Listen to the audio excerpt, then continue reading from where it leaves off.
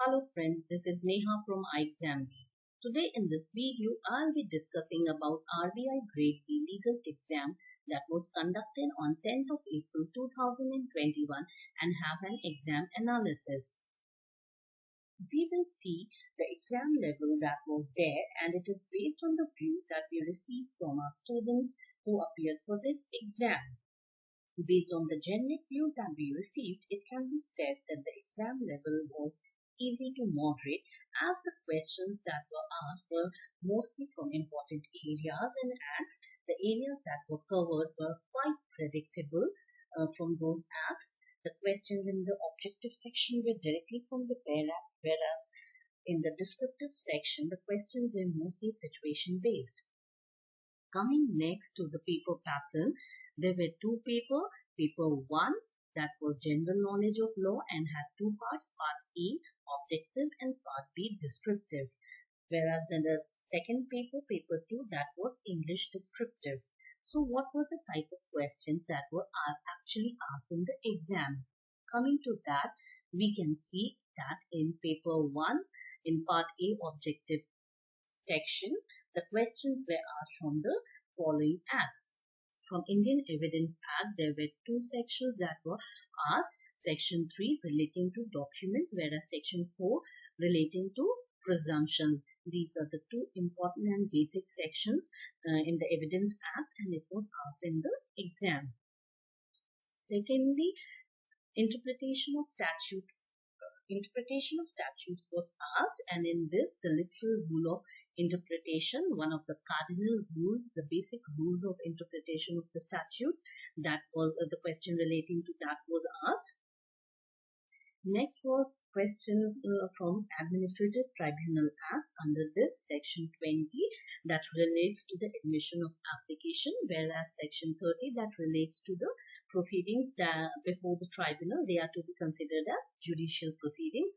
So these two important sections, topics were asked from the Administrative Tribunal Act. From the Constitution of India, two articles were asked. Article 13 that relates to the laws that are inconsistent with the fundamental rights, whereas the second article, Article 24, that talks about the prohibition on employment of children. The next question was from Indian Contract Act, and it was relating to Section 194, that is the contract of agency, which this particular section that relates to the relationship of the principal with the person who is appointed by the agent. So one of the basic and important topic and section from the contract of agency was asked. From Transfer of Property Act, Section 58 relating to mortgage was asked. From the Registration Act, there were two sections that were asked in the exam. Section 24 with respect to the division and amalgamation of the societies, whereas Section 25 relating to delay in registration. From Negotiable Instrument Act, Section 63 was asked. And lastly, from Civil Procedure Code, there were three sections which were asked. Section 15 that talks about the courts in which the suits can be instituted. Section 21 that relates to the objection of jurisdiction, whereas the last section, that is Section 26, that talks about the institution of suits. So these were the acts from which questions were asked in the objective part of the exam. Moving ahead to the descriptive part of the question, that is part B. The questions that were asked were from Indian Contract Act. Contract of guarantee was asked. There were three questions of 15 marks each, and it was a situation-based question that was asked. It was with respect to the liabilities of the co-sureties, the legal obligations of the creditors and the principal debtors. So basically, the basic of the contract of guarantee, questions relating to that were asked. From Negotiable Instrument Act, Section 138 relating to dishonor of check and the remedies and penalties thereto, that was asked. There were three questions of 10 marks each, and this question also was a situation-based question from Negotiable Instrument Act, and an important section was asked. Next was from Civil Procedure Code, The doctrine of res sub judice and the doctrine of res judicata, these two important doctrines were asked. The applicability of these legal doctrines on a situation was asked, and there were two questions of 10 marks each relating to these doctrines.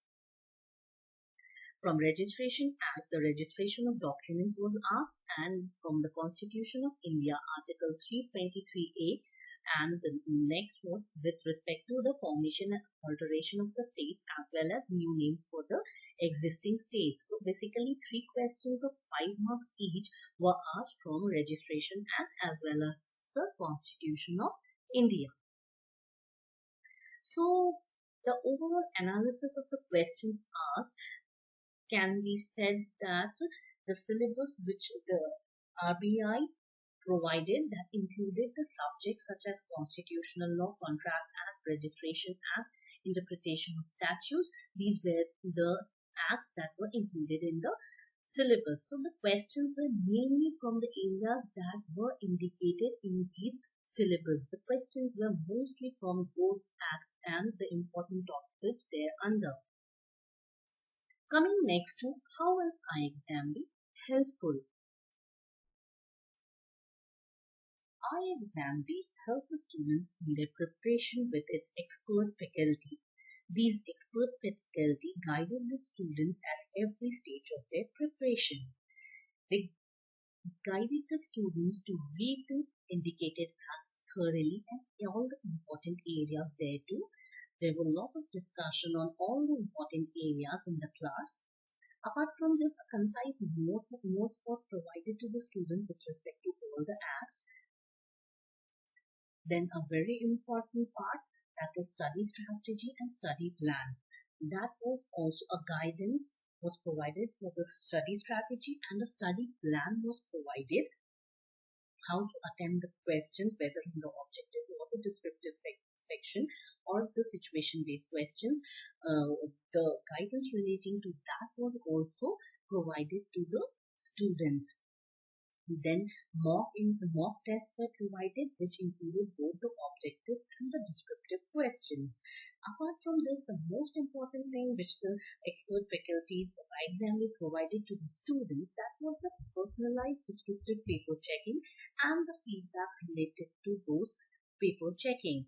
Those help the students to improve on the areas where they needed to work on, they needed to improve on. So those feedback they considered and they improved on their part.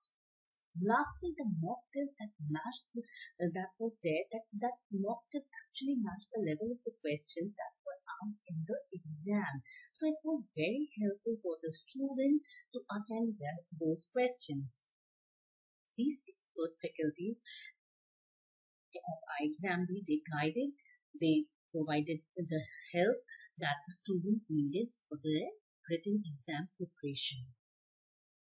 Now, what comes next? The next important thing comes is the interview guidance, and ixamBee provides its students interview guidance also, because it conducts mock interviews relating to RBI, SEBI, NABARD and other exams. There has been a highest selection rate after these mock interviews, because these mock interviews are actually conducted by our expert faculty panel.